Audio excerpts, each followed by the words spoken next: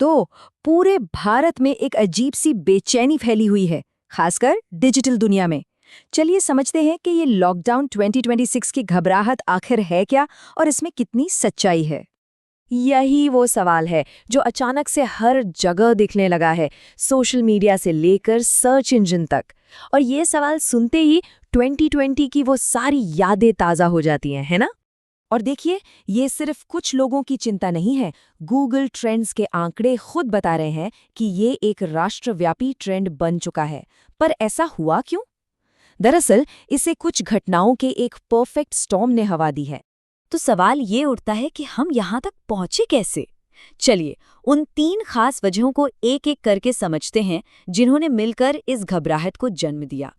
देखिए, इसकी शुरुआत होती है एक असली संकट से, जो भले ही हजारों मील दूर पश्चिम एशिया में हो रहा है, लेकिन इसका सीधा और गंभीर असर भारत पर पड़ता है।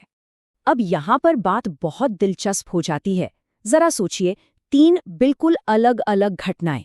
प्रधानमंत्री का सप्लाई चेन पर भाषण, 2020 लॉकडाउन की सालगिरह और हॉर्मुज़ जलडमरू मध्य का बंद होना। ये सब एक ही समय पर आकर मिल गईं। और जब ऐसा होता है तो एक कन्फ्यूजन पैदा होता है, एक खालीपन जिसे अफवाहों ने बहुत तेजी से भर दिया। तो अब ये बहुत ज़रूरी है कि हम अफवाहों को अलग करें और असलियत को समझें। ये टेबल देखिए, इससे मामला एकदम साफ हो जाता है। एक तरफ हैं वो बातें जो वायरल हो रही हैं और दूसरी तरफ है ज़मीनी हकीकत। राष्ट्रव्यापी लॉकडाउन? बिल्कुल नहीं। अनिवार्य वर्क फ्रॉम होम? नहीं। हाँ, ईंधन की कमी एक सच्चाई है, लेकिन इंटरनेट शटडाउन की बात भी छूटी है। तो सबसे ज़रूरी बात जो हमें समझनी है वो ये है कि आधिकारिक तौर पर ये साफ कर दिया गया है कि कोई राष्ट्रव्यापी लॉकडाउन नहीं लग रहा है। सरकार का पूरा ध्यान इस वक्त देश की ऊर्जा सुरक्षा पर है, लोगों की आवाजाही रोकने पर नहीं। तो चलिए अब आगे बढ़ते हैं और ये समझते हैं कि अगर लॉकडाउन नहीं है तो फिर असल में हो क्या रहा है। क्योंकि चुनौतियां तो हैं और कुछ बड़े आर्थिक और कानूनी कदम भी उठाए जा रहे हैं। 90%! ये आंकड़ा वाकई चौंकाने वाला है। भारत का लगभग 90% एलपीजी और कच्चे तेल का आयात हॉर्मुज़ जलडमरू मध्य से होकर गुजरता है, और उसके बंद होने का असर कितना बड़ा है ये आप इसी से समझ सकते हैं। और यहीं पर सरकार की रणनीति में एक बड़ा बदलाव दिखता है। 2020 में फोकस पब्लिक हेल्थ और वायरस को मैनेज करने पर था। आज 2026 में फोकस इकोनॉमी को चलाए रखने और सप्लाई चेन को मैनेज करने पर है। तब आवाजाही रोकी गई थी, अब संसाधनों का मैनेजमेंट किया जा रहा है। अब इस सिचुएशन से निपटने के लिए एक बहुत ही जरूरी कानूनी टर्म सामने आया है, फोर्स मेजर।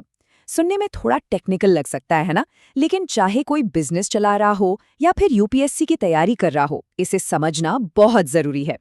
ये बेसिकली कॉन्ट्रैक्ट में एक ऐसा क्लॉज है जो युद्ध जैसी अप्रत्याशित घटनाओं में पार्टियों को अपनी जिम्मेदारियों से अस्थायी राहत देता है। और ये कोई किताबी बात नहीं है, असल में ऐसा हो रहा है। All India transporters welfare association जैसे बड़े संगठन शिपिंग में हो रही देरी और ईंधन की कमी से निपटने के लिए इसी फोर्स मेजर क्लॉज का इस्तेमाल कर रहे हैं। इसके अलावा सरकार ने एक नया आदेश भी जारी किया है, जिसका नाम है प्राकृतिक गैस और पेट्रोलियम उत्पाद वितरण आदेश 2026। याद रखिए, ये एक रेगुलेटरी बदलाव है, लॉकडाउन नहीं। इसका मकसद है एलपीजी की कमी को मैनेज करना, जिसके तहत घरेलू यानी रसोई गैस को कमर्शियल इस्तेमाल पर प्राथमिकता दी जाएगी। तो इन सब का मतलब क्या है? एक आम नागरिक या एक बिजनेस के लिए इसके क्या मायने हैं, और सबसे जरूरी, इससे हमें क्या सीखना चाहिए? तो देखिए, लॉकडाउन की अफवाहों पर चिंता करने के बजाय असल ध्यान इन 3 प्रैक्टिकल कदमों पर होना चाहिए। पहला, अगर आपका कोई बिजनेस है तो अपने लॉजिस्टिक्स कॉन्ट्रैक्ट्स को फिर से देखिए। दूसरा, कोई भी जानकारी शेयर करने से पहले उसे सरकारी चैनलों जैसे पीआईबी पर वेरीफाई जरूर करें। और तीसरा, अगर आप एक एक्सपोर्टर हैं तो सरकार की 497 करोड़ की रिलीफ स्कीम के बारे में पता करें। और अंत में ये पूरी स्थिति हमें एक बड़े सवाल पर लाकर खड़ा कर देती है। आज की इस दुनिया में जहां एक तरफ ग्लोबल झटके लगते हैं और दूसरी तरफ डिजिटल अफवाहें जंगल की आग की तरह फैलती हैं, ऐसी दुनिया में तैयार रहने का असली मतलब क्या है, इस पर सोचना बहुत जरूरी है।